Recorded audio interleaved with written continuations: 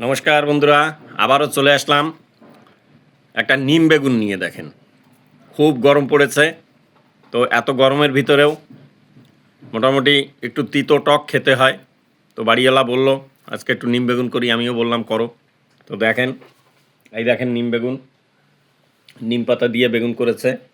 পাশে আছে দেখেন একটু হাঁসের মাংস আছে, এখানে লাউ ভাজা, এখানে আজকে টমেটো দিয়ে একটু হালকা পাতলা ঝোল করেছে, চাটনি করেনি।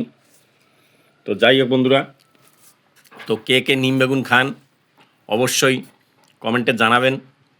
আর এই গরমের ভিতরে টক বা তিতো খাওয়া খুবই ভালো, সবাই খাবেন, শরীরের পক্ষে অনেক ভালো। অল্প খাবেন তবুও খাবেন। তো যাই হোক বন্ধুরা, ভিডিওটা আর বেশি বাড়াবো না। তো বেশি বেশি ভালোবাসা দিয়ে পাশে টেনে রাখবেন। আমিও সবাইকে ভালোবাসা দিতে ইচ্ছুক বা চাই, তাই মোটামুটি সবাইকে বলি ভালোবাসা দিয়ে। আমি নতুন ছোট, সবাই আমাকে কাছে রাখবেন। ধন্যবাদ। আবার একটা ভিডিওর সঙ্গে দেখা হবে। ভালোই তিতো হয়েছে। ঠিক আছে বন্ধুরা, আবার দেখা হবে। ভালো থাকবেন, সুস্থ থাকবেন।